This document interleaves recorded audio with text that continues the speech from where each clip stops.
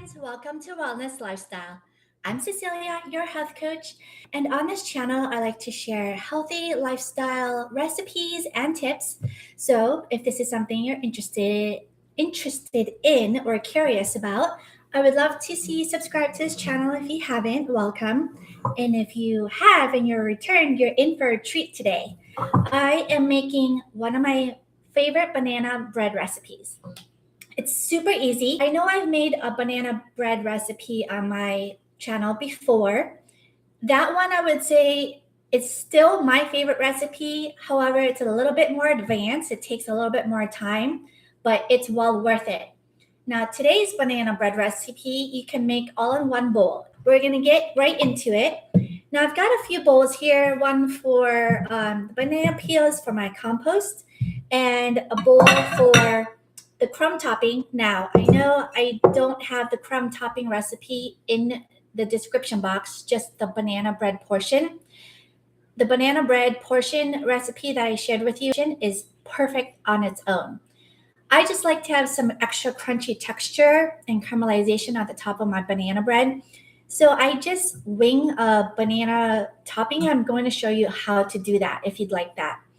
You could also add a few mix-ins, a little bit of nut, a little bit of chocolate chips. Whatever mixing you'd like, just add a small handful in the bread and it won't ruin the texture or the moisture of the bread. Oh, by the way, did I mention this recipe is dairy-free, gluten-free, refined sugar-free, and plant-based because there's no eggs. The oat flour, you can just grab some of the sprouted oats and blend it up in a blender until it's blended. You want it pretty fine because you don't want that gritty texture in your bread. However, today I am going to try, I know it's already delicious with the oat flour. I want to try it with my tiger nut flour. Now, if you haven't heard, tiger nut flour is amazing. The name of it is misleading. It's not a nut at all. Tiger nut is actually a root vegetable. But when they made it into a flour, it gives a really nutty flavor, and I really like it. I make tiger nut pancakes and cookies with this. If that's something you want to see and learn how to make, let me know in the comments down below. You've got a flour, you need a baking soda, some coconut oil. The recipe calls for maple syrup if you'd like it to be a little sweeter. I personally don't recommend any more syrup or any other sweetener in the bread because the riper the banana, the sweeter it's going to be. If you wanted to use a sweetener, maple syrup is a good option. I know the recipe calls for a third. I'd put even less than that. Some cinnamon. I use vanilla bean paste. For my mix-ins, I'm going to have some sprouted walnuts as well as some dark chocolate dairy-free mini chips, and your choice of butter. That's it.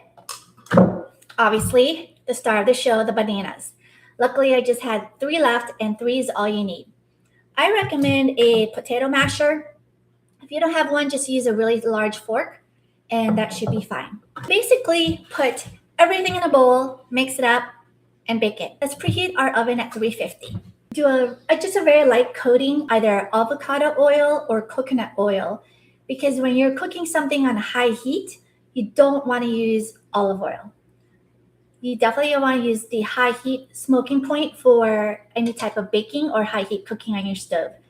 So today we sprayed it with avocado oil. So let's go ahead and put all our bananas in a bowl. And we are going to use our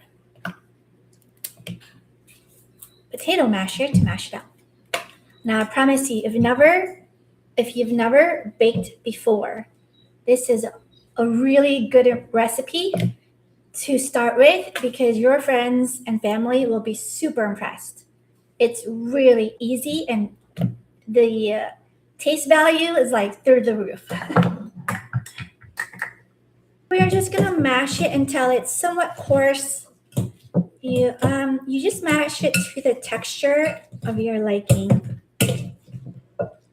I like it a little bit mashed and a little bit coarse. kind of like a rustic banana bread.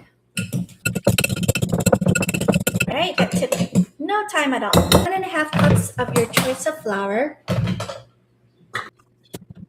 Remember, it's ideal to scoop your flour into your measuring cup so that the measurement is more accurate.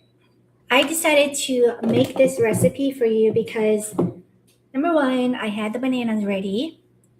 And number two, I looked ahead of my schedule and I can tell I have a lot of fitness commitments, sport commitments, and I wanted to have a snack ready on the go before and or after. This is a really good option on the go, on a road trip. If you're in a rush to work, you need a little pick-me-up before you head to the gym in the afternoon. This is super easy. You don't have to eat it warm. You can eat it cold. It's going to taste just as good. Go ahead and mix up each ingredient as we put it in. Hopefully you can see that. Skip the maple syrup, but if you want a little sweeter, you're welcome to do that. And a 1/4 cup of coconut oil.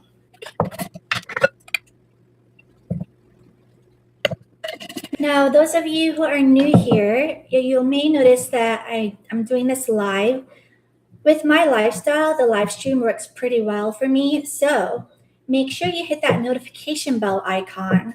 So whenever I go live, you get notified. And after the live ends, I post the video. So you want to make sure you get notified when a new video comes up. A teaspoon of baking soda. This is what I'm using. For the baking soda, when you measure it, you want to make sure you level it off. I'm just going to put less than a 1/4 teaspoon of vanilla. If you try this recipe, let me know what you think of it. Now for the mix-ins. I'm going to mix in the